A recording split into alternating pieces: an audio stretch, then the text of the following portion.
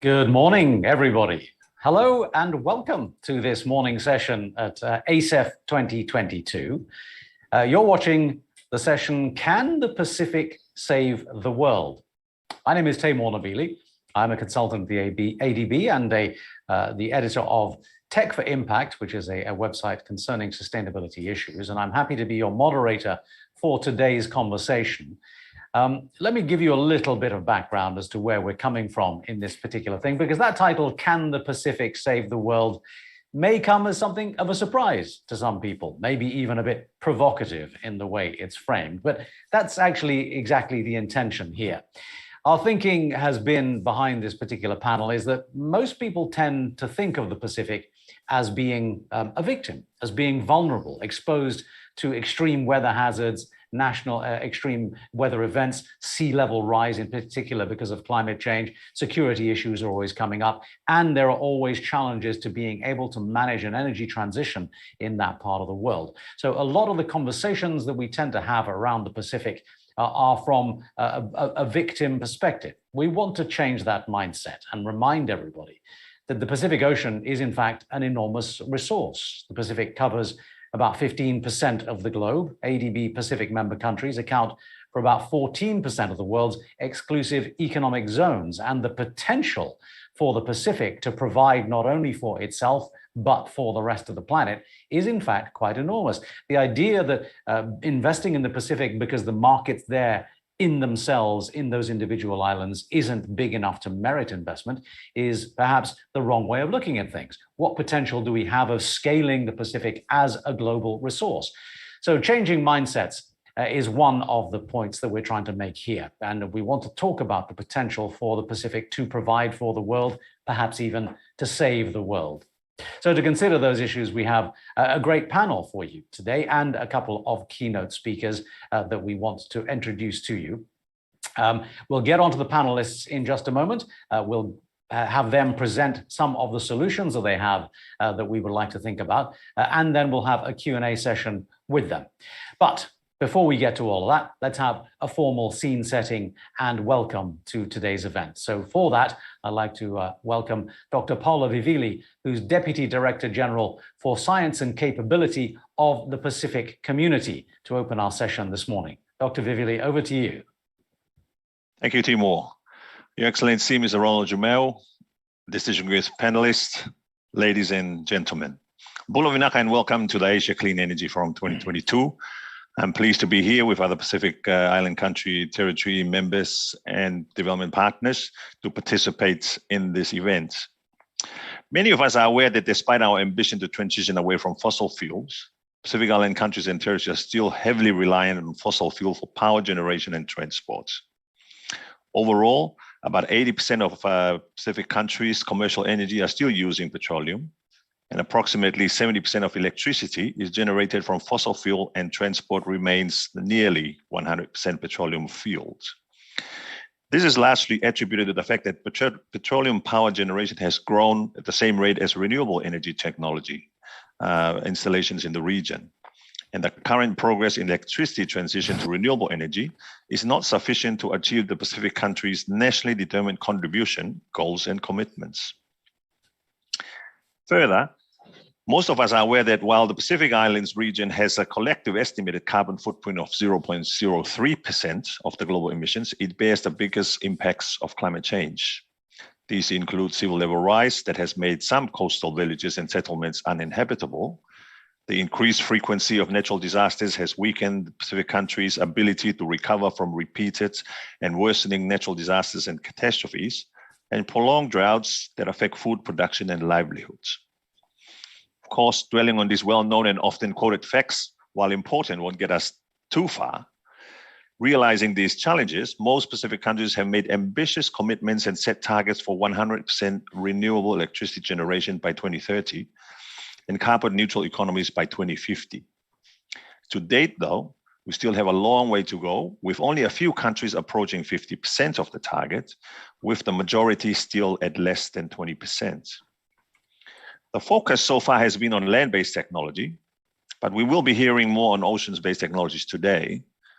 And as has been alluded to already, while we may be small islands, we are also very large oceans, and this provides us with vast opportunities. We are all aware that reaching the targets will require significant investments and will not be easy to achieve, but they are doable. The Pacific community, in collaboration with many partners, are helping Pacific countries with support of their energy transition. We are implementing the Framework for Energy Security and Resilience in the Pacific, FESRIP 2021-2030, that was endorsed by the Pacific leaders in 2021. The FESRIP has 6 priority areas, namely energy policy planning and capacity development, energy sector finance and cooperation, sustainable electric power development, low carbon transport energy, improved energy efficiency, and petroleum and other liquid fuel services. We will do our part that the targets highlighted above are realized. And as part of our ongoing efforts to assist Pacific countries, we have agreed to a technical assistance grant of $600,000 with ADB to support activities that will directly benefit members of the Office of the Pacific Energy Regulators Alliance, OPRA. We host OPRA in our Seoul office and is directly involved in the implementation of the technical assistance. Once again, thank ADB for fulfilling its commitment during the 4th Pacific Regional Energy and Transport Ministers meeting through this funding support. And I'm confident that our partnership on energy initiatives will continue to grow. I hope that this event generates interest to share learning and to take on initiatives that are innovative and will help us to solve a lot of the problems and that allow the Pacific to lead the way and show the world how it should be done. We very much look forward to hearing from the esteemed panelists and to enhance collaboration with countries and partners going forward. Thank you very much. Dr. Vivili, thank you very much indeed for the opening comments. And I hope that this event will attract more than simply interest. It will attract action. The idea is to drive activity and solutions here. And let's take on that theme with our next speaker. His Excellency, Mr. Ronald Jumeau, is the ambassador and former permanent representative of the Republic of Seychelles to the UN and the former chair of the Executive Council of SIDS-DOC and SIDS-DOC, roving ambassador for the oceans. I'd like him to invite him now to speak a few words and to issue a call to action for today's event. Your Excellency, over to you.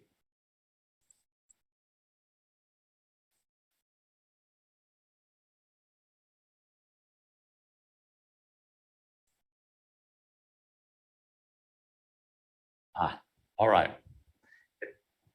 It does seem as if Ambassador Jumeau is having trouble connecting with us. Apologies for that. Hopefully we can get him in to give some comments before the end of the session today. Because, as I say, a call to action is an essential part of what we're trying to achieve here, and a drive to action is what we're trying to achieve too. While we're waiting for him, and before we get into the panel, let's begin with putting the question of the title of this event to our audience. And the question here, and we'll put it up as in the form of a poll question that hopefully you guys can all answer through your Zoom screens. And the poll question is simply, can the Pacific save the world? Our essential proposition here being that there is a capacity for the Pacific to provide. We'd like to see where we're beginning this conversation. And we'll ask the question again at the end of the session to see if there's been any change in perception. But would attendees please click on yes or no on this poll question and see whether you think the Pacific is in a position to make a meaningful contribution. And while you're doing that, we'll come back to it, as I say, at the end of the session, and we'll get back to that question and see if you've changed your minds. We'll keep these results in mind. So I'll leave it open for a few more minutes and then come back to the question later on. In the meantime, then, let's get straight into our presentations. We have a handful of people who are going to present some solutions for you, some proposed solutions that will help us understand this context a little bit better and talk about how we can actually make some solutions to this process, particularly in the context of what we've presented as the rule of three, which is the 3 threes are: the typical person can survive 3 weeks without food, 3 days without water, and 3 minutes without oxygen. And all of these things play into the themes of the potential solutions that we have for you, the transformative solutions that we want to see. And so I'm going to invite Dan Millison to begin the presentation and lay the groundwork for what some of these solutions might look like and the broader context in which they are applicable. Dan is the manager of Transcendergy, a clean energy company, and he is also a consultant to the Asian Development Bank, a long-term collaborator on these issues in the Pacific. But he joins us this morning his time from the Rocky Mountains. So Dan, welcome to you, and please kick off our proceedings. Thanks very much, Timur. Thank you, ADB and Dr. Vivili for the introduction there. The air is thin here in the Rocky Mountains, so I appreciate this thing about oxygen. And I would like to mention just at the beginning that the oceans provide more than half of the oxygen in the atmosphere that we breathe. So if we don't save the ocean, we can't save the planet. So the picture that you're looking at here is a snapshot of marine life on wind turbines offshore southeastern Virginia on the Atlantic coast of the United States. And this is what has grown in 18 months without any attempt to actually make things grow or to augment that growth. And we've seen this kind of growth on man-made structures in the ocean in pretty much everywhere else in the world. We see it on oil and gas rigs in the Gulf of Mexico, on oil and gas rigs in the North Sea. There are cold water corals. We see it offshore California. We see it on rigs offshore Asia. And we can grow this kind of natural capital in the oceans in the Pacific. And we can do this to remove carbon dioxide from seawater, which is critical to ecosystem services in the ocean. And according to the IPCC, we need to draw down about 6 billion tons a year of CO2 from the atmosphere in order to meet the Paris targets. So we need to stop emissions going into the atmosphere, of course, but it's much more important and much more valuable to remove CO2 from seawater. And I'll explain in a bit how we do that, and our fellow panelists will as well. The second key point I wanted to make is about scale.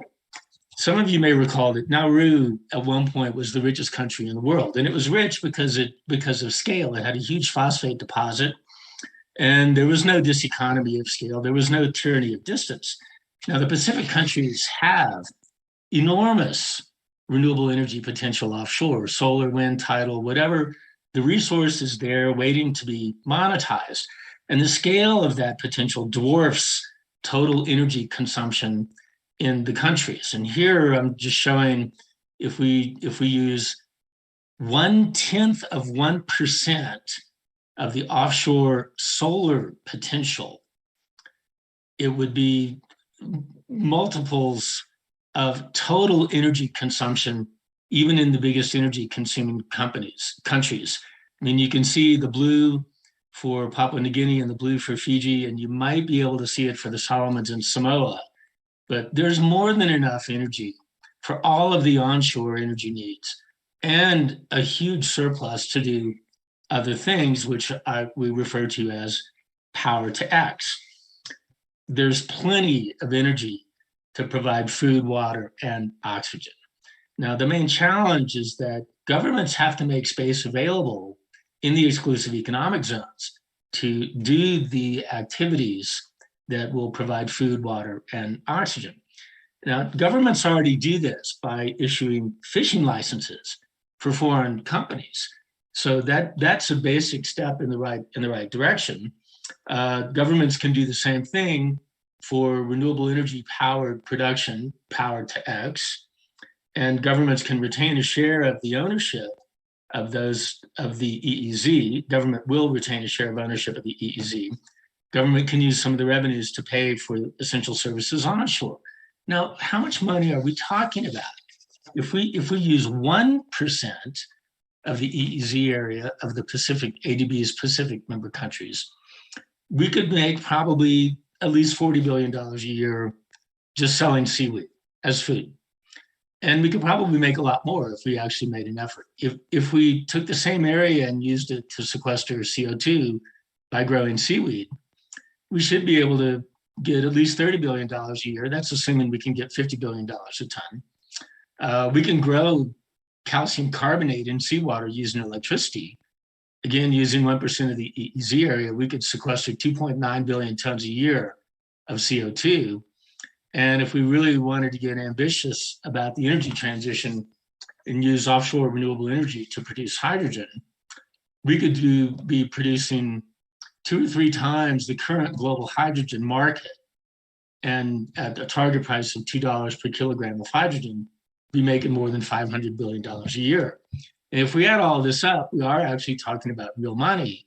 And if we do these carbon dioxide sequestration activities, we should be more than halfway of what the IPCC says we need to meet the Paris targets. And they're not going to happen on land. We're going to have to go offshore anyway to meet the Paris targets with renewable energy. So let's go offshore and let's go big. What can ADB do? ADB can help countries do the necessary resource analyses, marine spatial planning, identify appropriate projects for commercial investment, structure those projects and tender those projects to crowd in commercial investment, and help with the investment support as necessary, including carbon finance and maybe creation of tradable natural capital credits. So just, I'll summarize here. I'll leave it here. I just want to say the war on climate change is going to be won or lost in the oceans. It's not going to be easy, but as we're going to hear from my fellow panelists, we don't need any new technology. And I would, close out by quoting former U.S. Defense Secretary Donald Rumsfeld out of context. You go to war with the army you've got, not the one you want. Thank you very much. Dan, thank you very much. That's quite a provocative ending there. The war on climate change will be won or lost in the oceans, and we win it with the army that we've got, not the one that we want. Fantastic. And so drawing down carbon and providing seaweed as a form of food, just a couple of the ideas that Dan's come up with in terms of potential solutions, potential ways for investment and going forward that will help not just the Pacific Islands, but the planet. Let's get a different perspective. Let's talk about sea farms and seaforestation. We have with us Mr. Jian Peng, who's a technical advisor to KZO Sea Farms, who will expand on that idea and that potential. Jian Peng, over to you. Thank you. It's an honor to be invited to speak here. It's 7:45 evening in California, US. So I'm lucky that I'm in Southern California. The weather is always the same and pretty pleasant. But at this moment, 48 out of 50 states in the United States is undergoing extreme weather. And Yellowstone Park is being flooded, and there are a lot of damages across the United States. So, people talk about global climate change, global warming, and this is, right happening at this moment in the US. So, I participated in this energy-focused forum as, practitioner in the sea farm industry. As Dan just mentioned, in terms of dealing with global climate change, carbon sequestration, and other issues mentioned in the United Nations SDG, not just the issues are not just energy or carbon sequestration. There's also issues with food. But today, in participating in the Clean Energy Forum, I actually want to talk about something that Dan just mentioned, which is seaweed or sea plant farming. The reason why I call it sea plant is because sea plant could include anything vegetative, and we can use sea plant for many different things, right? We could use it for food, could use it for different things by growing sea plant in the ocean, particularly in Pacific. How Pacific could save the world because it's the largest ocean in the world with heat capacity and also potential to sustain the pretty large population with food, but also has the potential to draw down carbon from the atmosphere to save the world. So for this graphic, just want to call into attention how the Pacific is positioned to actually support sea plant farming, and by drawing down the carbon from the atmosphere, by providing food, by producing biofuel and feed, and also by drawing down the carbon directly from the atmosphere to the deep ocean, how it could actually help with fighting the global climate change. So, and as later on, I'm going to actually highlight how the clean energy could play in a role. So for a typical sea farm, on the right-hand side, so you have to start your operation from a port. Then the seaweed farm in the ocean can do its operation. And then depending on whether you use the seaweed for sinking in the ocean bottom for sequestration, or you use it as food, biofuel, or feed, you need to go back to the port, right? So the graphics here showed how the cost looks like if we either by sequester the carbon directly into the ocean, or by avoidance of carbon dioxide through food or feed or biofuel, how the cost looks like. So the warmer color indicates a lower cost. That means they can be more easily implemented. So as you can see, you can tell the story why Pacific could save the ocean, save the world, because most of the warmest color actually is in the Pacific Ocean, including all 4 options, even though the food actually has the lowest cost, about $50 per ton of carbon dioxide equivalent.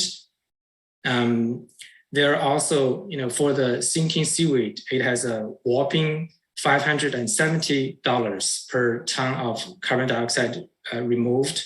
And for feed, we harvest seaweed for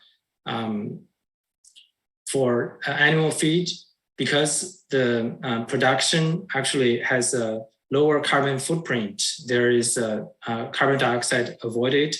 We can also use seaweed for biofuel production. We're in a clean energy field, so this biofuel production actually is a pretty nice way to draw down carbon dioxide by carbon dioxide avoidance. So the cost, why there's such a big difference? We know that the transportation is a big part. Farming cost itself, operating, harvesting, sometimes you have to put nutrient in the ambient water. How much the sea plant actually yield, how productive different type of seaweed actually produce, the ambient nutrient level. One of the reasons why the equatorial Pacific Ocean has such a lower cost than the other part is because of the naturally high nutrient level, because of the upwelling, transportation cost, and ocean circulation, especially for sinking seaweed. Because if the ocean circulation is not favorable, it's going to be very high cost. Again, I want to call in the attention for the Pacific Ocean and also the Pacific Island and Southwest Asia. Again, the food production happened to actually represent the lowest cost because of the combination of the factors. Then how the clean energy comes to rescue. As Dan mentioned, there are a lot of potentials for different options, including seaweed farming, seaweed carbon sequestration, plus hydrogen production and other factors that could contribute to the carbon sequestration or drawdown. I talked about the different options, why the costs are different because of the energy consumption. So if we could actually use offshore clean energy, including both wind and solar, we could actually use for transportation from the sea farm to the port and to the sinking site, which sometimes could be more than hundreds of miles or even more than 1,000 miles away from the sea farm, in theory, right? So that's why it costs so much. We could also use clean energy for farming operations, processing, including biofuel or hydrogen production. We could use clean energy for automation and monitoring. Hydrothermal carbonation, we can produce fertilizer or the hydrochar or biochar directly from the biomass growing from the sea farm. And we could also use clean energy for nutrient pumping, because for some sea farm, the access to the nutrient could actually be received from the ambient or deeper seawater. So I want to mention for KZO Sea Farm, we developed technology for a adjustable seaweed box farming system, where we could actually control the depth where the sea plant is growing, so that we can maximize the optimal level of sunlight, nutrient level, and also we can avoid the damaging power of hurricane and other adverse event. So we have operations off California, and we are pursuing several leads in East Africa.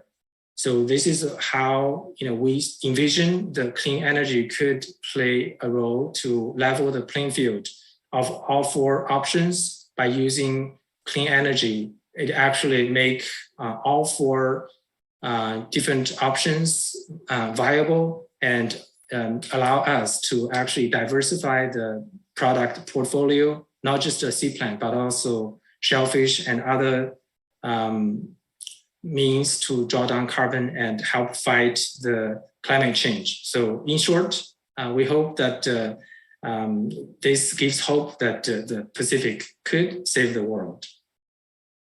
Thank you. Many thanks to you, Jianpeng, for filling out and adding a lot more detail and nuance to some of the ideas that Dan was mentioning too, not just carbon sequestration, but providing biofuel, food and feed, a lot of which, as you say, will rely upon the potential for generating clean energy to drive some of these activities. And we'll talk about one way of doing that, which of course is solar power. We'll talk about the potential for the Pacific's provision of solar power a couple of minutes after we've seen our next speaker. Our next speaker is Will Bateman, who's the CEO of CCell, and he's going to introduce to us the idea of digital reefs as one solution. William, over to you.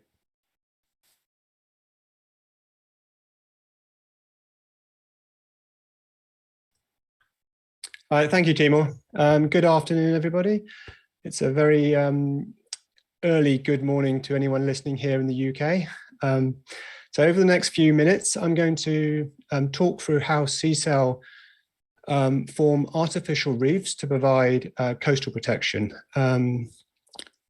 Yet these reefs also, exactly like natural coral reefs, support marine life and can be used as a basis to create life and food. Hence, using the Pacific to perhaps feed the world.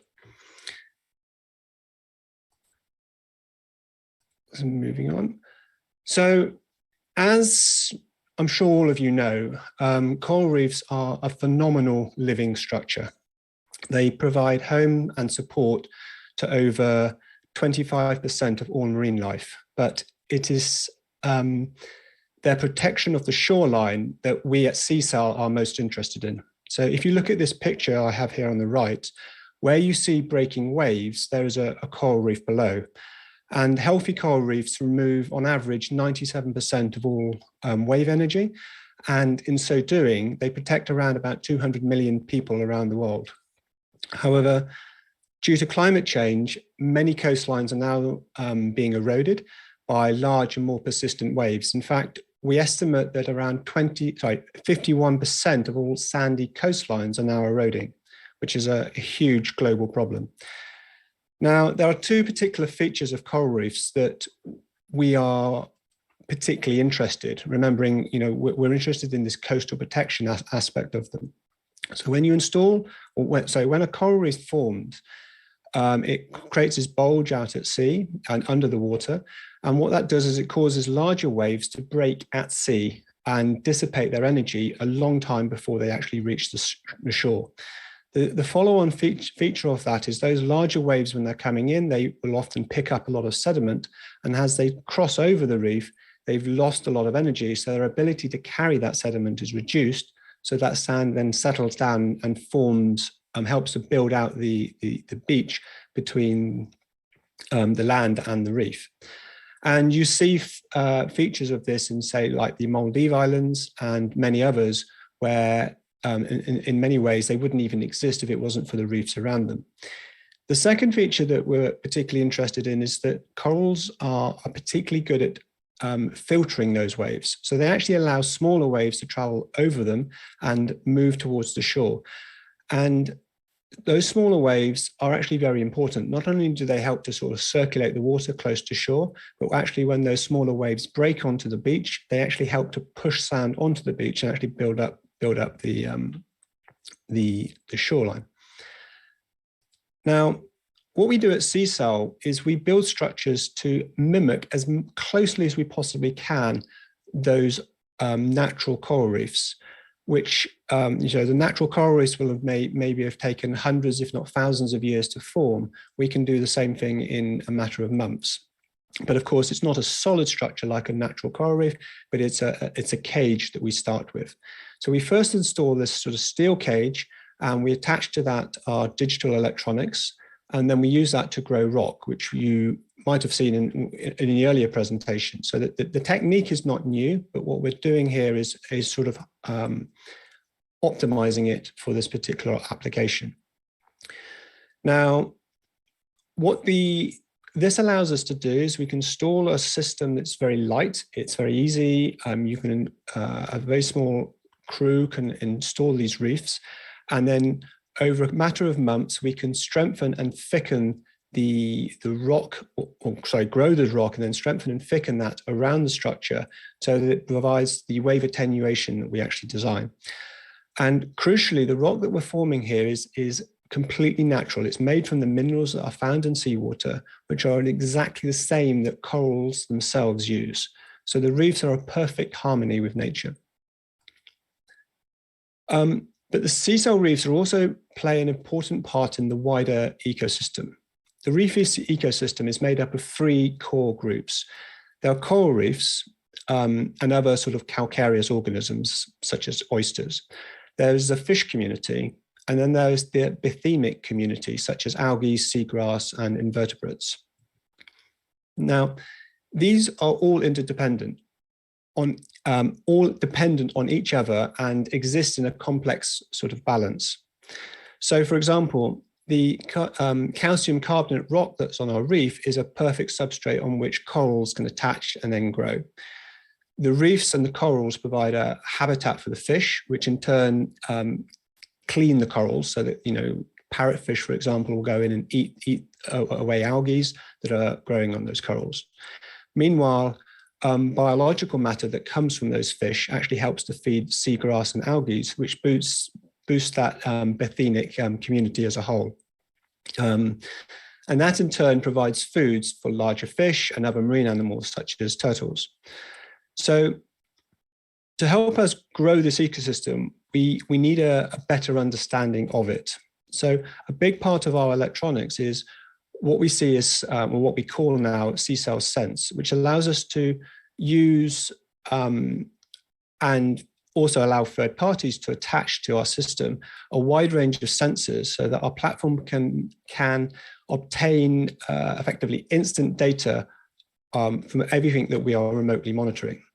So to give two examples of this. So coral health and their reproduction cycles or reproductive cycles are notoriously difficult to track. So if we could continually monitor this ecosystem, we then might be able to manage corals in a much better way. So, for example, coral hatcheries would know, for example, when those corals are spawning, so they could go out and collect the spawn and bring those back into the hatcheries to nurture them into a new generation of corals. We can also add more power to the electrolysis. So, for example, when the corals are experiencing stress from say, excessive temperature or an acidification event, we can actually increase the power that we put into the electrolysis, which actually increases the pH around the reef and makes the water more conducive to the corals' survival and growth. But ultimately, the way we see we see our reefs becoming more of a sort of a research platform. So we know very little about our oceans in many ways. I mean, some people say that we know more about the surface of Mars than we do about our oceans. And we see ourselves providing a platform here. And because we have power going to these reefs, we can now actually instrument them in a way that's never been done before. And we can really start to expand our understanding of marine science, which in turn can help to enhance our understanding and the health of the oceans and also our corals. But in relation to that, it can start to drive the amount of food that we can extract from these oceans. So as an example, 25% of all marine life, as I mentioned earlier, 25% of all marine life is born and lives within these corals. If we can expand that network, then we can actually enhance the amount of fish and products that we can derive from the marine environment, which in turn has a significant knock-on effect to the rest of us. So as an example, coral reefs today provide food and livelihood to over 1 billion people. Yet by 2050, unless we dramatically change course, most coral reefs around the planet are going to die. So we need to dramatically, not only do we need to find ways to reduce the amount of CO2 and climate change, but we also need to find ways to enhance those natural marine ecosystems, and in so doing provide an opportunity for us to regrow or recreate new habitats for the fish and for the algae and for the seagrass, etc.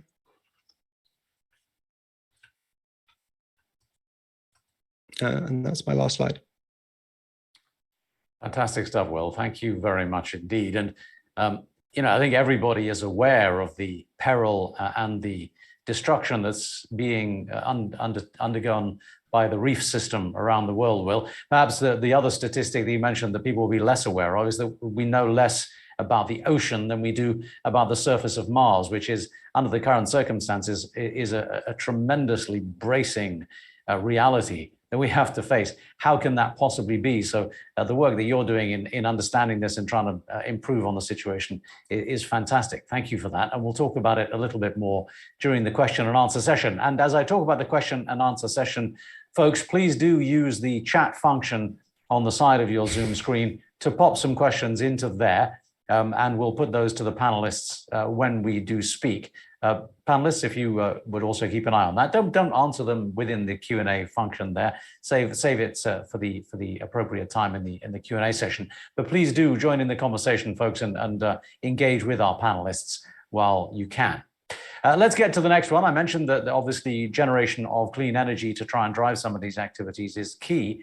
So let's talk about how we might do that. One solution is floating solar, which Ocean Sun has been working on for quite a long time now and has been active in this part of the world too. Let's invite the CEO of Ocean Sun, Mr. Børge Bjørnklet, to talk about how floating solar can help in solving some of the problems that we have. Børge, over to you. Yes, thank you, Taimur, for the kind introduction. Let me just put up my slide. And also thanks to ADB for inviting Ocean Sun to the seminar. I will speak about the floating solar and the challenge to bring the solar panels onto the water surface,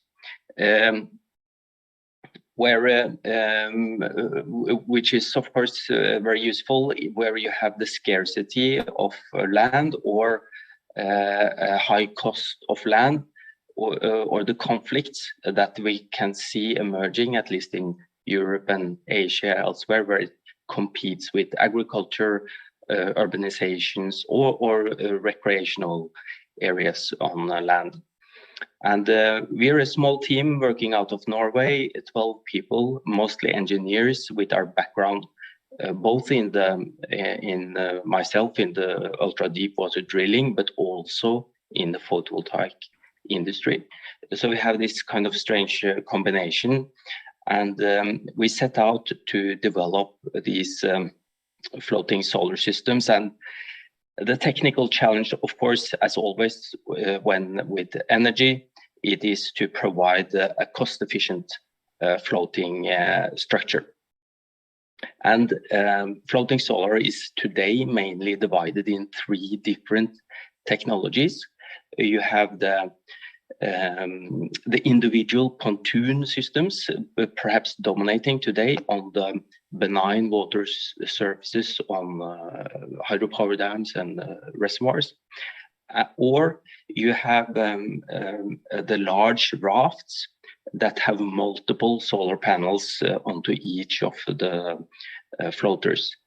And the third is this Ocean Sun way of doing this with the hydroelastic membrane, which is a reinforced polymer membrane, which is suspended within this black flotation ring that you can see on the perimeter of the system. These have some very clear similarities with the aquaculture farming industry that has been developed for decades, also in Norway. And the technical advantage with this is that you can moor and anchor these structures, and it acts very much like a wheel. So the mooring forces are distributed into the ruggedized flotation ring, while the solar panels itself are resting horizontally on the flexible membrane.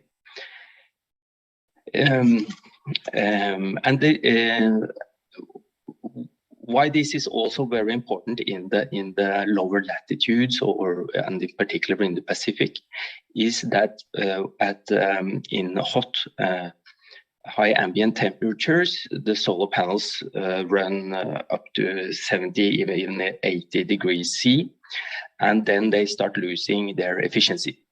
There is a direct correlation between the efficiency in the solar cell and the temperature. So by having these resting on the water body on this very thin membrane, you get a direct heat dissipation to the water body. And as we all know, the water cooling is much stronger in dissipating the heat from these solar panels. So they can be run almost at the temperature of the water, and thereby giving a better yield from your installation.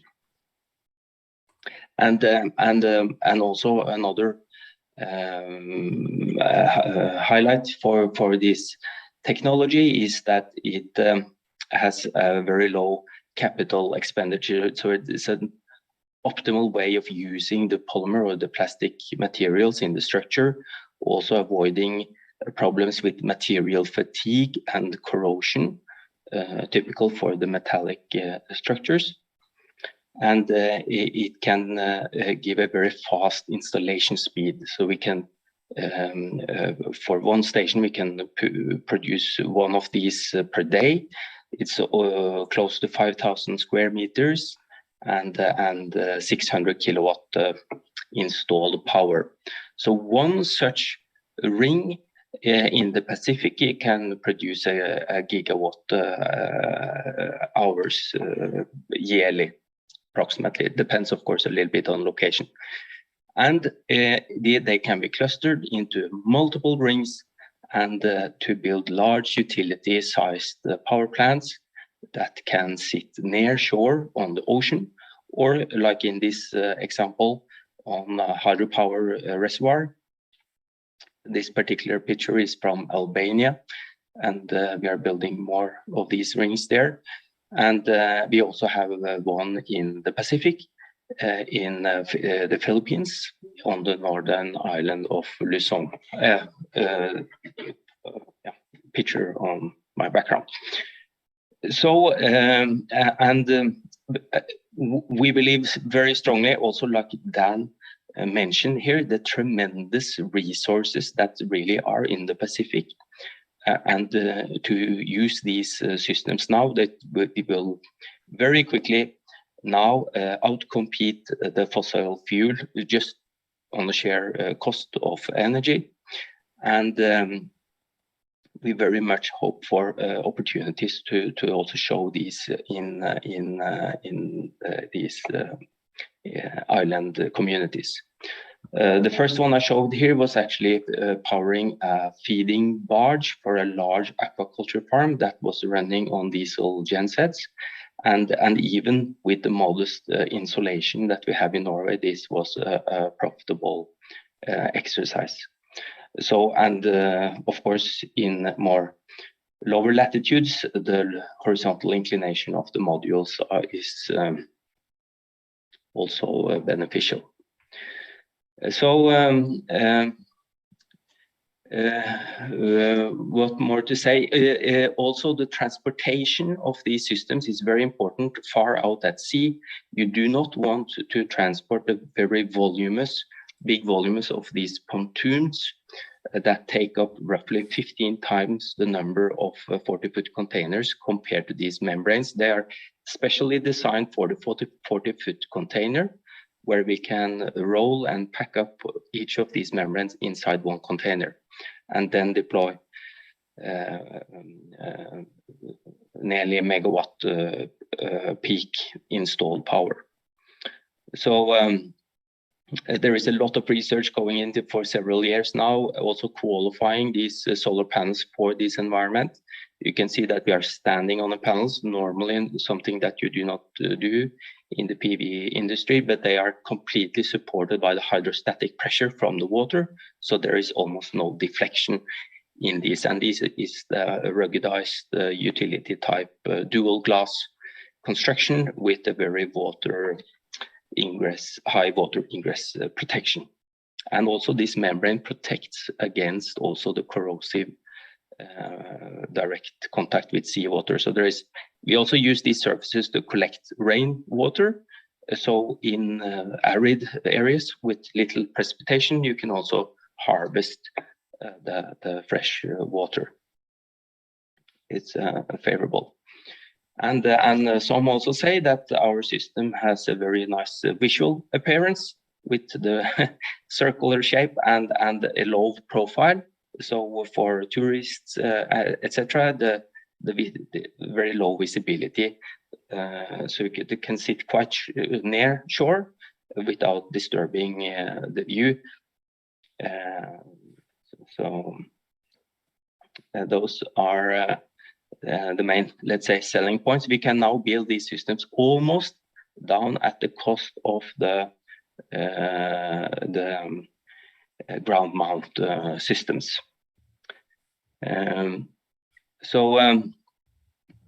our activity now in the Pacific is we have plans to build a system in this Singapore Strait, which has a sea state, which is representative for very many states in the ASEAN and the Pacific. And also to demonstrate this even further with the demonstration system also that we have in the Philippines, and also having tremendous potential in Indonesia, Malaysia, Vietnam, and of course Pacific islands. So I think with that I conclude my talk and look forward to the panel discussions. Thank you. Borge, thank you. There is indeed tremendous potential from this technology. As you say, the Singapore government is doing a lot to experiment and explore how that can become integrated and how it can be used. I've got to say, I've never heard the proposition that this solution could be playing a part in the tourist industry before, but that's a really interesting part. Maybe you can expand on that during the panel session later on. But we'll leave that there for the moment.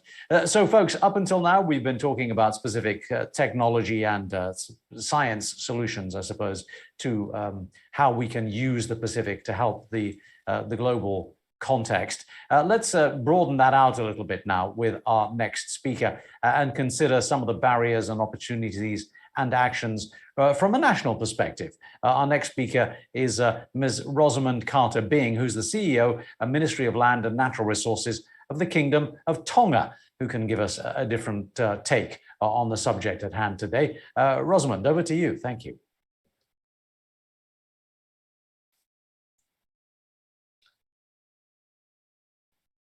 Thank you very much, Timo, and to my fellow panelists. Do I have a good audio coming through?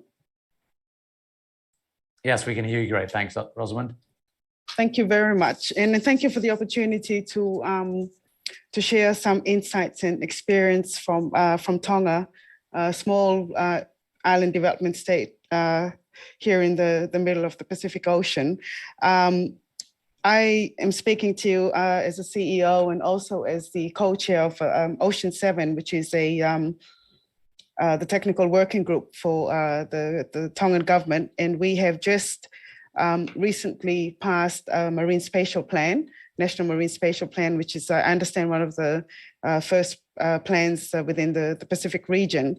The discussions from the former panelists in terms of the different technology for clean energy from the oceans and from the maritime space falls within one of our oceans management areas, which is sustainable use and managed marine area. And in this sense, Tonga has undertaken the Marine Spatial Plan as a means of addressing one of the key barriers that I think we experience in most countries and from a national level is where there's fragmentation and duplication of different institutions, different stakeholders in terms of roles, responsibilities, focus, approaches, what types of different initiatives they'd like to push. So about 5 years ago, government sat down and decided, let's make a pragmatic effort to draw together the different institutions, both public, non-government, and the private sector, to draw together the ocean space to ensure that we are providing a coordinated approach towards oceans management. And in that sense, we developed the marine spatial planning process, and it's comprised of a number of stakeholders. We're very proud of our marine spatial plan, and we are looking towards implementation with a very strong focus on innovation, technology, and clean energy as part of the implementation of that plan. One of the key aspects for implementation is Tonga's venturing into the blue economy, identifying what areas in the blue economy concept can Tonga focus on, what can it harness, and where the partnerships, I think, are most strongest, and to leverage that. So it's, I'm happy to be part of this panel to hear from the range of technology, the range of innovative and creative approaches to oceans as part of clean energy and renewable energy for not only for Tonga, but this is also part of our contribution to the Pacific's Blue Pacific Continent strategy for 2050. So we very much look forward to reconnecting with some of you who are here on this panel today. One of the key issues that Tonga has had, as you know, Tonga is very high on the vulnerability index for vulnerability. And in that sense, tropical cyclones, Category 5 tropical cyclones have become quite frequent, compounded by the COVID-19 pandemic. And earlier this year, Tonga suffered a submarine eruption, volcanic eruption, and tsunami. So the ocean, to us, in addition to being part of our livelihood, part of our culture, very much has shown that it could be a real hazard for us as well. Last year, we worked together with the Asian Development Bank to develop a multi-hazard disaster risk assessment of a range of disasters and hazards, and that included a coastal inundation, where we mapped hazard areas, hazard zones, and used that information to determine what infrastructure, what livelihoods, and the number of people who will be impacted by coastal inundation, etc. So we will be using that report as a means of ensuring communities are resilient in terms of deciding and determining where we will best place infrastructure investment for a range of different development initiatives, and including renewable energy. I think the opportunities that we have to address fragmentation and duplication of work in the ocean space, very much partnerships is I think key to addressing these issues. We have partnerships with our traditional donors, ADB. We had the previous speaker, Dr. Viveli, from the Secretariat of the Pacific Community, our science and technology partner. And we have a growing number of private sector who are interested to invest under the public-private partnership modality. So we look very much forward to that partnership. For a small developing country like Tonga, capacity is key to us. Scientific capacity, technical advice, exchange of ideas, policy and legal frameworks to be in place. And I think something that's quite key for a country like Tonga is the traditional knowledge. And whilst we've shared innovations and creative technologies, many of these are based on traditional knowledge. So we'd like to reach out and see how far we can go in terms of pushing our blue economy and contributing to the renewable energy and the clean energy initiatives for the kingdom and for the region as well. Thank you very much. Rosamund, thank you very much for that presentation. And thank you for bringing up the issue of institutional involvement in this process and how they can get involved. And particularly, you mentioned the ADB a couple of times, because that brings us nicely on to bringing in our next speaker, who can talk about what the ADB does do. As we know, as Dan has mentioned already, ADB already plays a part in resource analysis, in planning and project identification and structuring, crowding in investment. But Karine Donge is an investment specialist at the ADB, and she joins us now to talk a little bit more about those things and what role the ADB can play in this process. Karine, to you. Thank you, Timo, and thank you to all the previous panelists for setting the scene as to the technology solution out there. Now, I'll do my best to cover the last mile, which is how do we get this great solution out there and harness their potential within the constraint that Rosamund has alluded. So I'll be talking about financing initiative from the perspective of the private sector operation department of ADB, which you'll hear me refer to as PSOD. And I'll first present the instrument we traditionally provide at PSOD, then go over some of the specific initiatives that are particularly relevant to the Pacific and which involve not just PSOD, but also the sovereign operation of ADB. So first, a few words about PSOD. So PSOD is the department responsible for all private sector financing and investment. So catalyzing, structuring, and providing funds to privately held as well as state-sponsored enterprises that are active in our developing member countries in Asia and the Pacific. So in practice, we support companies, banks, projects in what we consider core sector, that is infrastructure, including energy and renewable energies, sustainable agribusiness, health and education, and financial services. We also invest indirectly in those sectors through private equity and other structured funds. And we also manage and deploy institutional capital. So the focus for PSOD is both on commercially viable transaction and on transaction able to deliver the development outcomes in line with ADB's mandate to promote environmentally sustainable, socially responsible, and inclusive economic growth. Of specific interest are transactions with high demonstrational value and replicability. So anything involving innovative technology with strong climate impact, like the one that were presented before, are definitely relevant. So looking first at the traditional financing products and initiatives, so we provide debt in the form of corporate finance as well as project finance. So corporate finance is most relevant for established companies with fairly large balance sheet and strong cash flow. Typically, that would be relevant for the food and agri sector.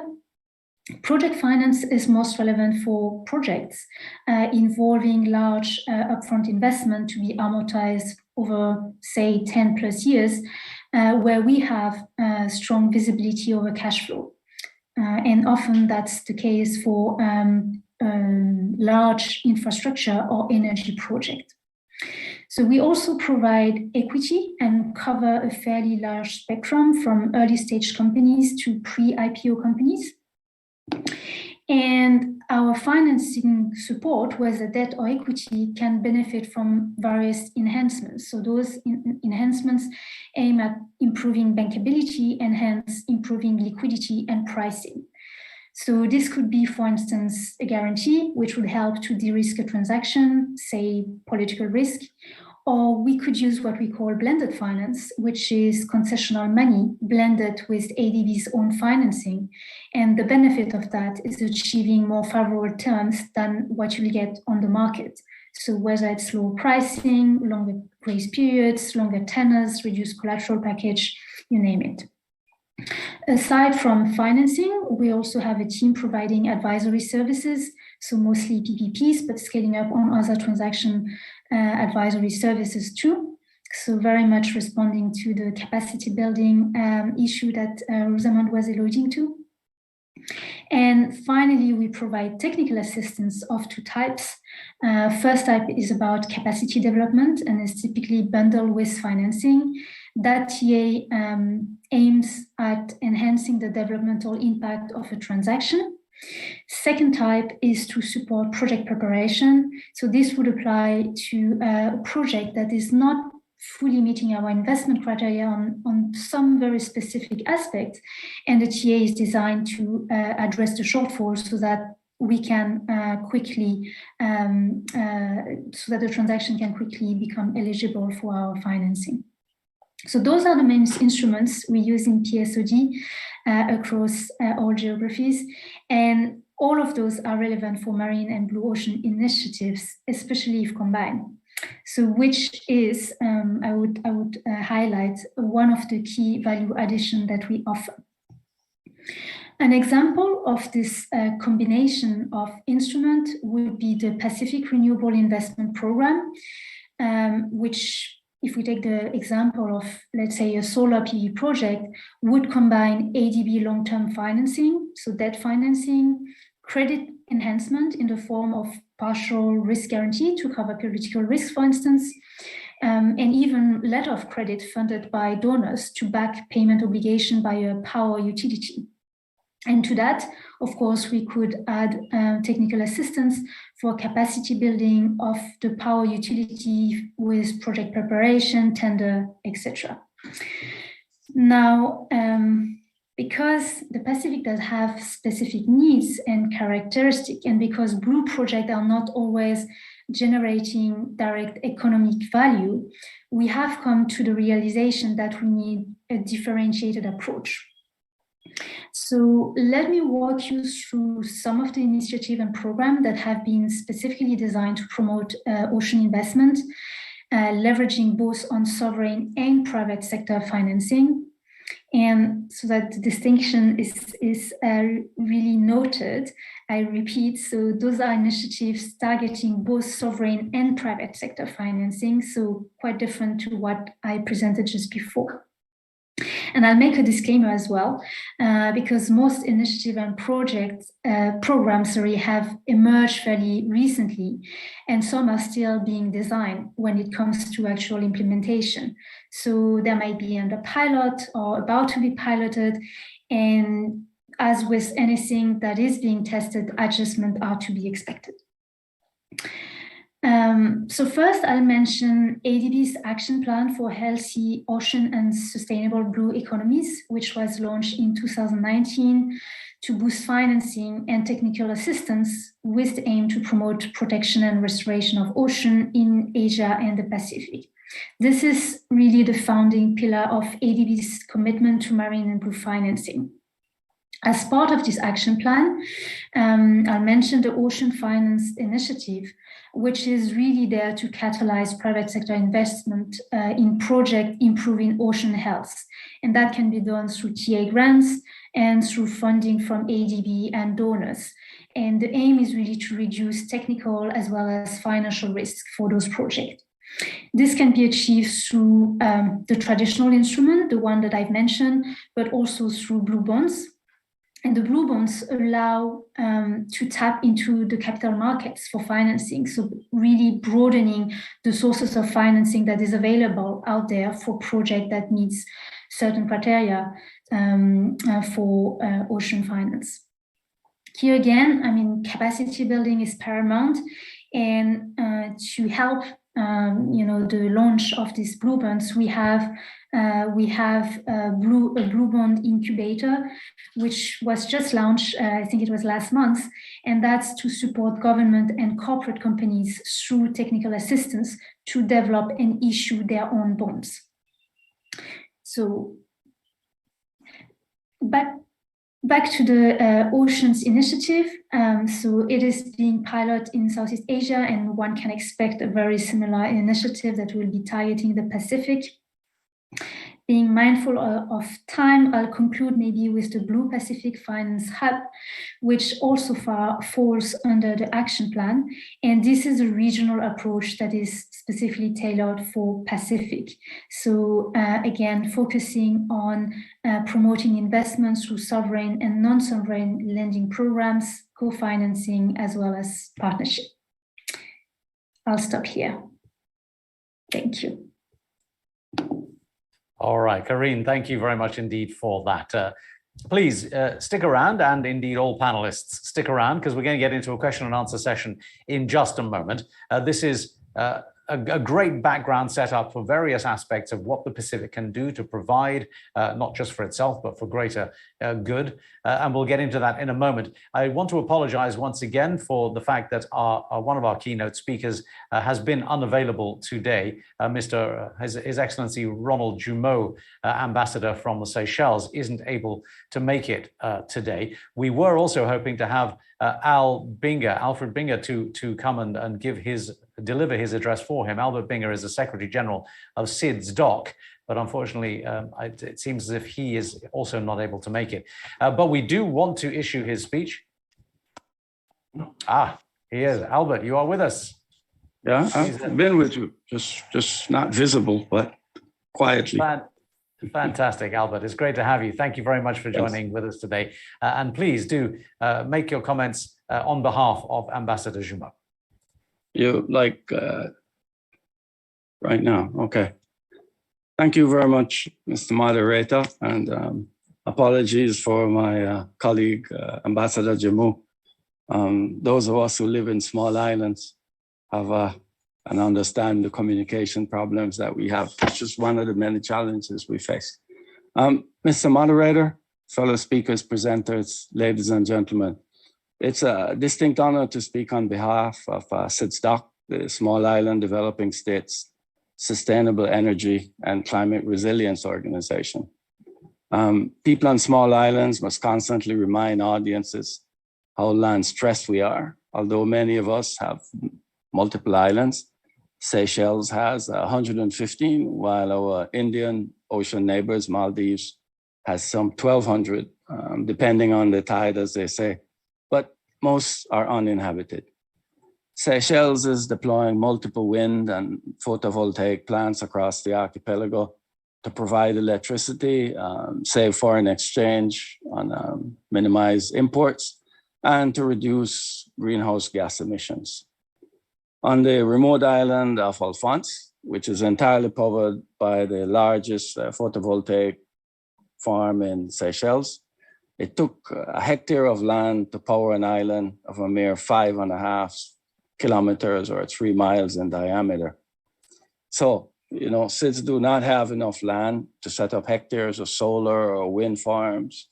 And until we improve our housing stock, deploying rooftop solar will continue to lag. So, what is our solution? The reality is that we will win or lose the war on climate change in the oceans. And I heard that one of your previous speakers make pretty much the same point. And the key battlegrounds are in Indo-Pacific countries with their vast exclusive economic zones. Islands and coastal countries continue to rely on fossil fuel, especially petroleum fuels, for the bulk of their energy services. This makes us very economically vulnerable, as we depend on a small number of goods and services to generate the foreign exchange to pay for imported fuels. So, SIDS needs the transition to clean energy to thrive and survive, and we cannot wait. We must grasp the opportunity that the fast-growing global transition to clean energy provides to accelerate the pace of the transition in SIDS. We have yet to meet our clean energy goals, and the volatility and unpredictability of the global energy market continue to impact our economies very negatively. In Seychelles, for example, we look through our innovative lens to develop not one, but 2 saltwater floating solar plants, one offshore and the other in a coastal lagoon. The latter would have been the first floating solar IPP in Africa had the COVID pandemic not delayed both projects. Our friends in the PSIDS have the largest EEZ among all of us. Collectively, SIDS are steward of 28% of the world's ocean. And so we have an abundance of clean marine energy resources. But they are offshore wind, solar, ocean thermal, wave, tidal, or current.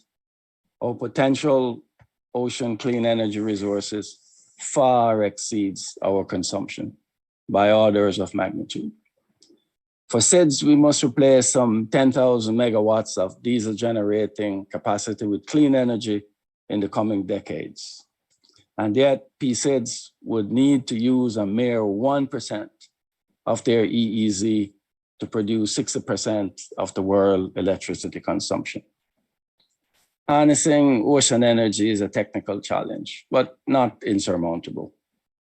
During this month's Ocean Conference in Lisbon, Portugal, SIDS will host a side event which will include an update on the world's first floating ocean thermal energy conversion in Sao Tome and Principe. This is being developed and deployed by Global OTEC, a UK-based private company, in partnership with the government of Sao Tome and Principe, and supported by SIDSDOC and the United Nations Industrial Development Organization, UNIDO. The project will be a main presentation at the launch of the Global Ocean Energy, GLOIA, at the side event in Lisbon on the 29th of June. The launch is a follow-up to the call to action issued by SIDS leaders last November at COP26 Climate Change Conference in Glasgow, Scotland. Pacific and other SIDS have enormous ocean resources and can act collectively to monetize these. We need support from developing countries in the form of markets for primary or secondary products, early financing for studies and capacity building will significantly impact the pace of ocean energy commercialization. And a brief detour here, Mr. Moderator, to just refer the colleagues from the points made by the colleague from the ADB about the types of financing to facilitate ocean energy. I think the PSIDs have a very friendly institution in their part of the world, and they should take advantage of it. But as the CIDSOC leadership said recently in announcing the launch of the GLOIA, small island developing states are frustrated and fed up with waiting. Now is the time to turn to innovative solutions using our most valuable and our most significant resource of renewable energy, the ocean. But we are yet to see a single implementation of a genuinely CIDS appropriate ocean energy technology. We at CIDSDOC have decided CIDS should do it on their own, and we will show how in Lisbon. I thank the Asian Development Bank for their kind invitation to participate and wish everyone a most successful Asia Clean Energy Forum 2022. Thank you, Mr. Moderator. Albert, thank you. And while you are there, I hope you'll just allow me to ask you a quick question. That was a fairly bracing conclusion that you came up with. We have yet to see a single implementation of these appropriate technologies in the contexts about which we are talking. Could you just give us your sense of, as you say, from the point where at the last COP conference, the small island states issued a call to action to global nations to do something, to this point, do you see any momentum? Do you see any commitment? Do you see any degree of appropriate attempt to take action to address some of these issues as yet? Well, what we would say is there is a lot more willingness on the part of development partners to listen our conversation and our promotion of ocean energy as really the resource, not just for the CIDS, but basically for the planet. The planet needs to replace about 90 million barrels of petroleum per day. Where is there an equivalent energy resource that is clean? For us in islands, we've always advocated for the ocean. That's who we are. So we advocate, protect our ocean, use it. But we think that there is convergence. And the more we realize that we're heading way past 2 degrees and the curve is still in the wrong direction, I think we'll begin to see more and more interest in ocean energy, particularly if institutions like the development banks, and this is where I must applaud the ADB for what it is doing. I just say, please do more, faster and bigger. That's what the times required. We may not have the army we have, but we can build a better one before we really have to make the big fight. And that army has to be built on clean ocean energy. So we're very hopeful, and we hope that the launch of the alliance, which allows the various stakeholders to have a collective marketplace to discuss commercialization and have a market. 10,000 megawatts is a pretty good market to target going forward, and it's a high energy cost market. So we think the stars are aligning and there is convergence. So we're very hopeful that other countries, not just the islands, but the coastal countries who also have similar resources will join and give us the momentum we need to get the commercialization done. Thank you, sir. I appreciate your follow-up comments there, Albert, and also appreciate that final note of optimism that you've introduced into the conversation. Thank you for being with us today. Let us now turn our attention back to our panel in the last 15 or so minutes we have left of this session and get a little bit of conversation going. And panel, please engage with each other, because so much of what you have said, each of you today, does overlap with some of the other areas which other people have talked about. So it'd be great if you exchange information too and talked about what can be done next and what action can be taken in the light of what Albert was talking about. I want to start with a question, if I could, for Rosamond. I do hope you're still there, Rosamond. Yes, I can see you now. You just tell us from your perspective. You talked about how Tonga is venturing into the blue economy, and you're identifying areas that you can harness and which partnerships that you can look at to try and get these things going. So just tell us from your perspective about the kind of progress that you're seeing, the kind of action that's being taken, and some of the propositions that we've heard today from the other panelists. Have you seen anything in those presentations that is exciting to you that you think you can grab hold of and run with? Thank you very much, Timur. And as I referred to earlier, we are just venturing into the blue economy. I think the challenge is trying to rein in all of the different interests, because you've got transportation, tourism, culture, fisheries, who as a key moneymaker will always take the lead. And I think the idea is to try and gather all of the different interests, pin down which are the main ones that we'd like to focus on. Renewable energy is one of those, as I referred to. And I think today, having the opportunity to see the different technologies, discussion on project implementation, how much it costs. I mean, for us, the cost will always be an issue. So resourcing is very much an issue for us. And it's also the know-how on the ground. So certainly my interest is tweaked. It has given me a bit more broader perspective on different partners that we can reach out to. And as I said earlier, the key to these creative and innovative approaches is private and public partnership. So with Corinne's update on the different initiatives as well that the ADB is offering, will very much tap into those resourcing. But it's the partnerships, and I think that's the key to a lot of the initiatives that we're looking at, and getting it right.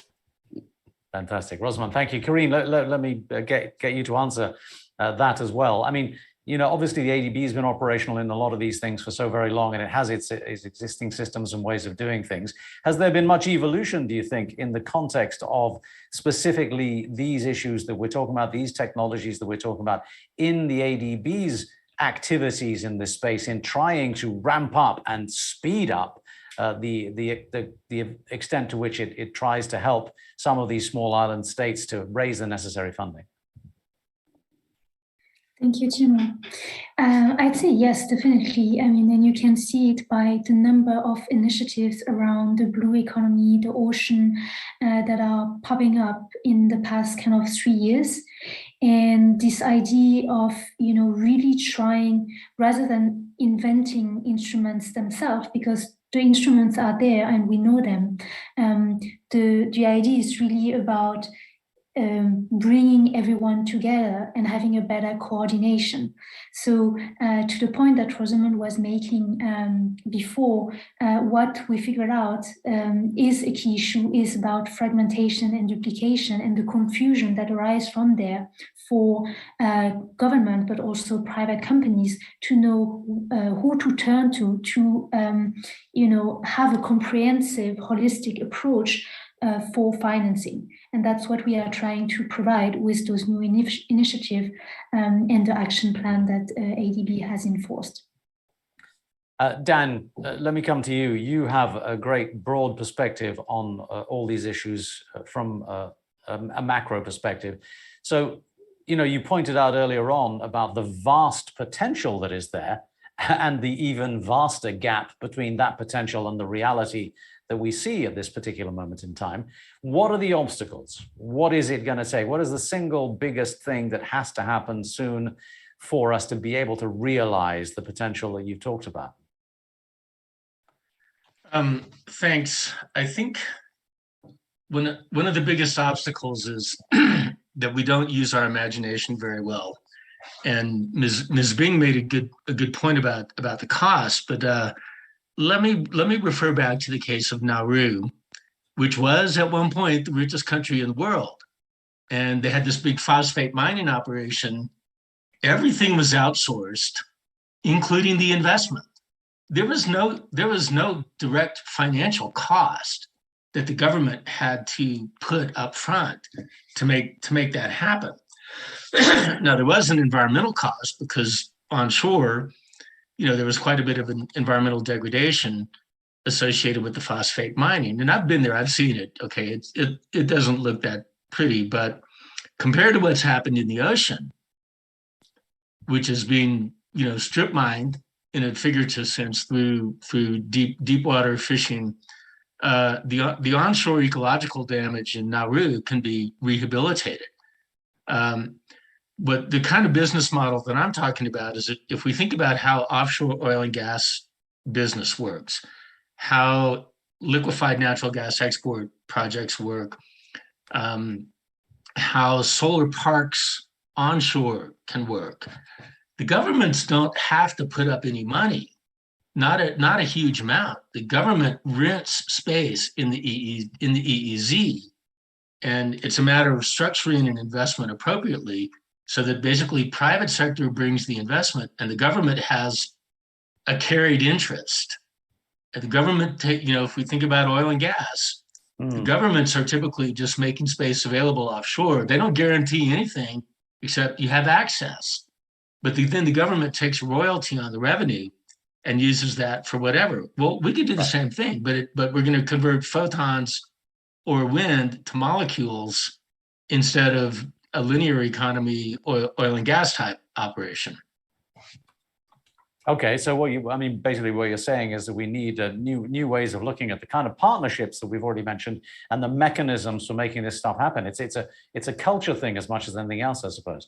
Let's get from the broad perspective to some of the technologies then that we've talked about, because there are a lot of really interesting things. And Borge, let me put a question that's come through for you from Anya Prilla Azaria. How can Ocean Sun prevent the corrosion of ocean water to your floating solar PV material? Yes, and this is a very good point and important. So last years there has been a development in the photovoltaic panels, and the water ingress protection has become much better with these dual glass modules that are almost hermetically closed. And these are tested and verified by institutions like TÜV Rheinland. We are lowering them in heated salt water at 1500 volts for weeks to verify this. And this problem with the PID and the potential induced degradation is now more almost eliminated for these high quality panels. Apart from corrosion, I mean, is the issue of maintenance, given the fact that you're offshore, does this kind of solution pose any individual particular problems relative to onshore solar facilities?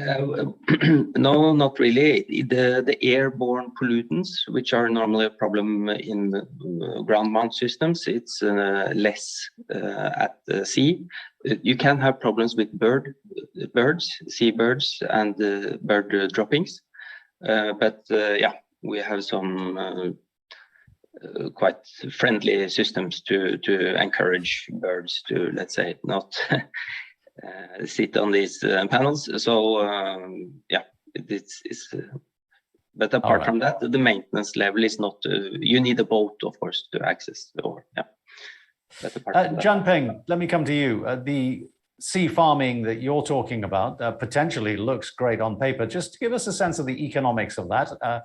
If you're talking to some of the listeners and the viewers of this panel, or even to people like Rosamund who are looking for such solutions, what are the economic elements that they should be considering on this kind of solution? Yeah, this is quite complex. Sorry, Borge. Yeah, you can answer that. It was meant for Jianpeng, but go, you start first. Just give us a quick one, and then Jianpeng will come to you. Borge, go ahead. Yeah, the economics is relatively complex. It's a matter of scale.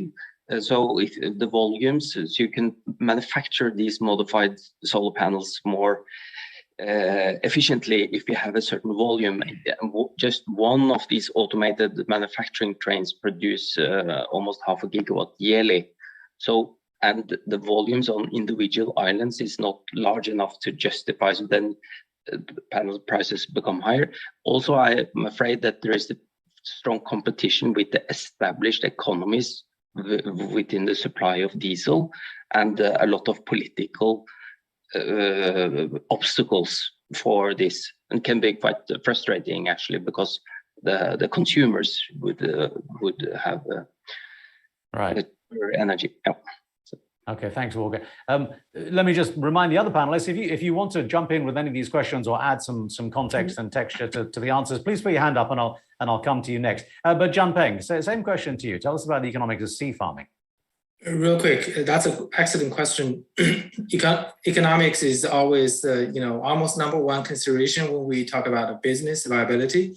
I actually showed one of the slides where, for different options, either we do sea farming as a food or sinking the sea plant as a carbon sequestration tool or feed or biofuel. These are all come at a price. I think, for Pacific Islands, one consideration really is we produce these sea plants or clean energy or some other product where we can use them, right? Dan mentioned, well, we could do this and that, produce molecules for energy storage. But for sea farming, it's the same consideration. If we produce food, how we actually go through all of the, the entire, productivity chain to make it happen, to actually make money or to do carbon sequestration.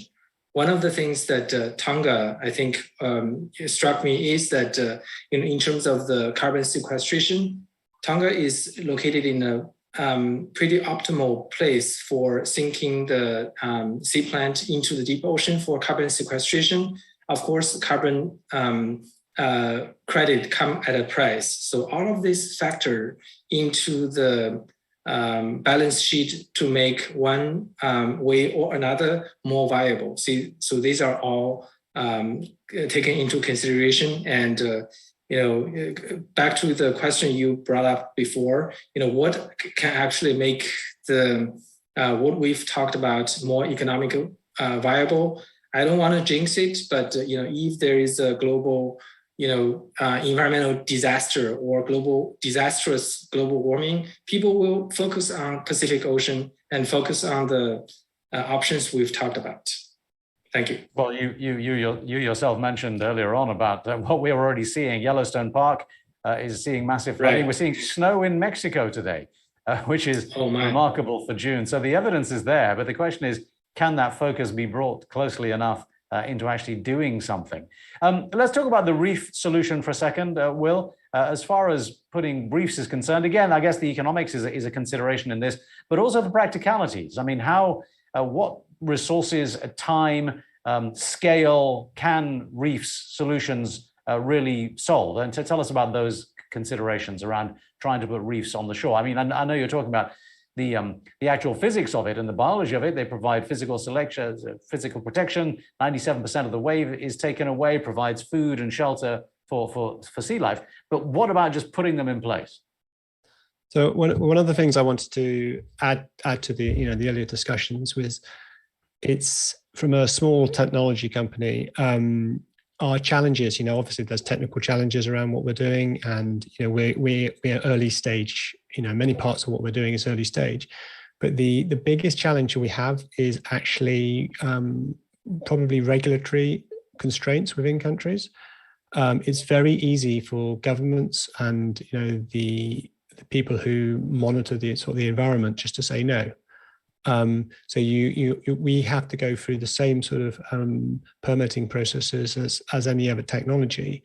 Whereas what you need, particularly in the early stages when we're just trying to prove things out, we need a much more rapid adoption by governments in a controlled way. We don't want people just dumping crazy stuff in the ocean, but there needs to be some form of recognition that if we want to innovate, we have to provide an environment that allows fresh ideas, fresh people to come to market, to try stuff out, get it in the water, evaluate it, with the appropriate, controls at a rapid pace.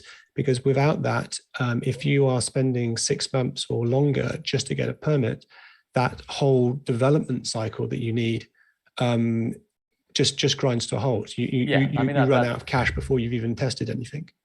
That's always a problem, and maybe Rosamund would like to sort of think about addressing that as well in a moment. But just to the point of your particular technology and your particular solution, Will, just tell us about the logistics of actually implementing. Yeah, so in terms of our approach has been, we have to adopt sort of local labor, local work with fishermen, etc., to deploy what we're doing. We've put a lot of effort into making sure that the individual units that we make are lightweight, so we don't need to use cranes or large boats. In fact, our first sort of big scale installation in Mexico, we didn't use any equipment at all. It was all done by sort of manual labor.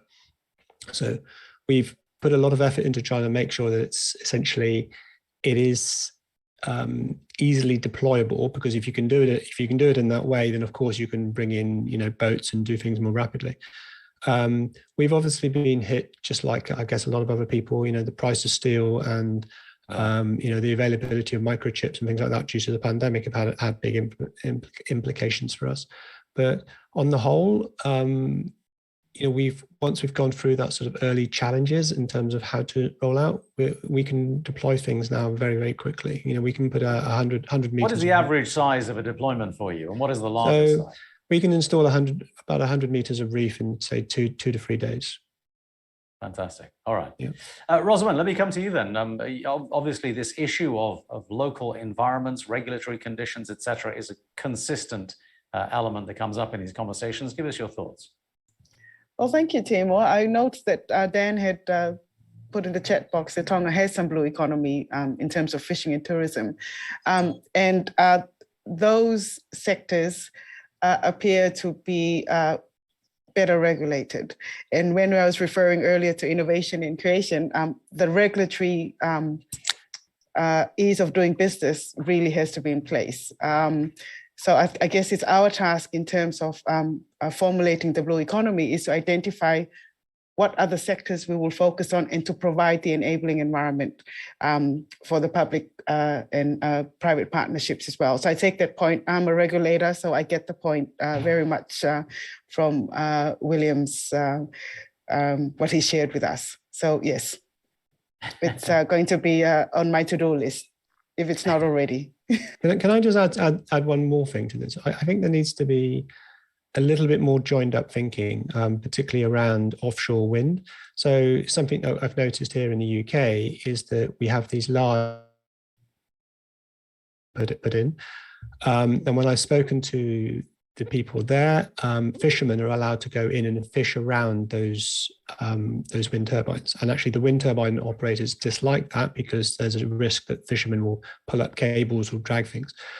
And I think one of the things I'm being sort of quietly campaigning for here is that why aren't, when wind farms are installed offshore, why aren't they automatically turned into marine protected zones? So we say no fishing in these areas. Then you can now add on to that. You can say, okay, let's start putting some reefs in there. Why don't we do some conservation work around, these areas? Because it's really clear, any fisherman, any boat going in, you can see a wind turbine from millions of miles away. Well, sorry, not millions, but tens of miles away, at night and in day. We know these are now protected. The fishermen need to understand that, within a matter of years, if you have these marine protected zones, the fish numbers in the surrounding waters will quadruple in just a few years. So whilst there may be some short-term pain for them, the longer term is always positive, and that's been shown in multiple studies around the world. So I think there's some very simple things we could do, which will just change dramatically how the marine environment is managed and operated, and give it a chance to recover in certain places. And as I said, if we're not wind farm operators, but if say with the solar parks the same, if those automatically had a marine protected area attached around them, that would give opportunities for other people to come in with coral reef technologies or other technologies to develop those around that. Olga, have you given that potential some thought? It's very often debated in connection, of course, and we also speak to marine biologists and so forth. But in our company, we just focus on energy to produce affordable renewable energy. But I think it's well known that you have these effects that we'll talk about with the structures out at sea. They will essentially create new habitat and improve ecosystems. But it's a shame, of course. Yeah. William, perhaps you can make some back channel communications with Borger and get some solutions going down. I would just quickly just say that with the solar wind farms, with wind turbines, one of the biggest challenges is scour protection, and we're quite keen on the idea of, to overcome scour, you can install reefs around those, and that could be the birthplace of that process of trying to restore an area. Let me just bring in a question from our audience. Hyo Tiao Lim has put a question which is slightly left field. I mean, Dan, I notice you've already sort of made a reference to it, but I'll read it out, and maybe Dan or anybody else who has an answer to this. It doesn't really touch on what we've talked about, but basically what Hyo Tiao Lim is saying is that he's talking about deuterium or heavy hydrogen as an alternative fuel, and he says it's the only solution for global warming. Is deuterium something that figures into this conversation? Dan, how about having a go at that? No disrespect intended, but I really, as a scientist and an engineer, I do not agree with that observation. If we're talking about using deuterium for fusion reactors, okay, yeah, right. Maybe my grandchildren, if I ever have any, will see those fusion reactors. The point that I tried to make in showing the scale of the existing resource, if we just look at solar and wind offshore in the Pacific Islands, let me go back just a bit. If we take all of ADB's developing member countries that have exclusive economic zones, and if we use 1% of the exclusive economic zone for marine solar, as Ocean Sun has presented, we would be generating 23,000 terawatt hours per year, which is today's global electricity consumption. So I don't know what we need deuterium for. I'm sorry. If we did 1% of the EEZs with solar and did another 1% with wind, where the wind resource is good, and took advantage of all the in-stream tidal resource that's there, pretty soon we're talking about 100% of total global energy, not just electricity. The resource is there, right? Yeah. I don't see how deuterium factors into this. Sorry. Well, that's the big question that we're addressing today, isn't it? Is how do we turn that potential into reality? And we asked a poll question at the beginning of the session, asking the audience whether they think the Pacific can save the world. Can we have a look at the answers to that? Have we had that thing coming up? Lucas, if you're out there, can you put that up there? Okay, so it seems as if a lot of people already believe that is potential. I can't see it. It's quite small on my screen. Can you full screen it for me, Lucas? And let me have a look at what it says. Okay, possibly not. We have it seems a positive 78% saying yes, the Pacific can. So I was going to ask the question again and see if people had changed their minds. Let us do that. Put it up there again and see if anybody else, if you change your minds, anyone in the no camp who said no, let us know if you've changed your minds and add something in there. I am conscious that we're getting to well past our allotted time, so perhaps it would be a good time to start wrapping up here.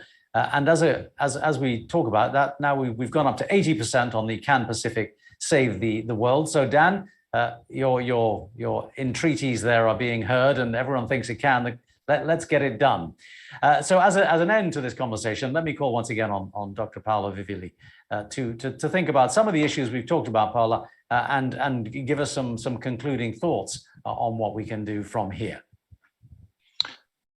Thank you very much, Timo. And if I can just touch briefly on a couple of issues first. One is funding. And as we've heard, the technology is available and we can provide, we can save the world, but funding is still needed to make these things happen. So perhaps a change of perception in how people see the work that we're trying to do is needed globally. You know, there's $3 to $4 billion of funding available for climate change for the Pacific over the next 4 or 5 years. But accessing this funding is extremely difficult. We have a climate financing unit within our organization. We can only do 2 proposals, which means it's less than 2 countries a year. And to support our 22 countries and territories per year is going to be difficult. So funding and funding modalities is a challenge. And ADB has discussed some of these issues. The other issue is appetite for change. The question on whether the Pacific can save the world, just a quick example, non-energy example. Tuna fisheries in the Pacific accounts for 1/3 of the tuna global supply for tuna. And brings back income of about 600 million for Pacific Island countries and territories. The Pacific region realized that this is a very important commodity, and they put in place systems and processes to monitor the tuna. It's the only tuna fisheries in the Pacific, in the world's oceans, that is sustainable and should be fished at the rate it's being fished. And this is because all the countries came together. Our regional organizations do the monitoring, put in place all the necessary pieces of work to look at that numbers and things. So there are examples of how Pacific Island countries and territories understand the potential of what they have and then actually put into place things that can help not just themselves, but the world as well. So I hope we all agree that today's session has made us, well, 80% of you now think that yes to the question of whether the Pacific can save the world. At least we can all say yes to have seen how the Pacific has the potential to save the world. There's no argument to the extent and challenge we're facing, climate change and resilience, food security, and the need for clean energy transition. And today we've heard that the technology is available for us to at least maybe do a pilot and to see that we can take on the challenges and bring on solutions. As small island states with large ocean, small islands with large ocean states, Pacific countries hear the usual real or perceived narratives, too small to justify the investment, tyranny of distance, and all the rest of it. But I think these provide opportunities as well, despite them being framed as challenges. To take on Dan's Rumsfeld's military analogy further, we do have the ingredients to build a very, very formidable army. But just like Ukraine, we still need significant support to realize what our army can achieve. And it would be fair that Pacific countries are receptive to taking on some of the ideas that we've heard, but we still need like-minded people who want to come in and invest. And so it's kind of up to us as partners working in this space to take on these challenges, make the great innovative and transformational ideas a reality, at least for Tonga, since Rosamond is here with us today. And hopefully in the not too distant future, we're able to showcase how we have been able to implement some of the great solutions and technologies that we have seen today in the Pacific as we show the world that indeed the Pacific can save the world. Thanks to the ADB for organizing the ASEF session, Timo for the great facilitation, and to our esteemed panelists for your fantastic input. Thank you very much. You're on mute, Timo. Final obstacle there. Paula, thank you. And as you say, you know, we know the solutions are there. We know that the capacity is there. And now we know the conviction is there. I mean, 88% now believe of our audience. You've convinced our audience. You, obviously, the panel don't need convincing because you're here already. The real challenge is how to get all that conviction into action. And I hope through this process, a lot of people may begin to actually do something and make it all happen. Thank you, Paula. Thank you to all our participants and our contributors today and to the audience for listening. And I hope that we can go out and make a difference. But with that, we will bring this session to a close. So thank you very much indeed. And please stay tuned to ASEF for more good content over the course of the day. Bye-bye for now. Thank you. Bye-bye.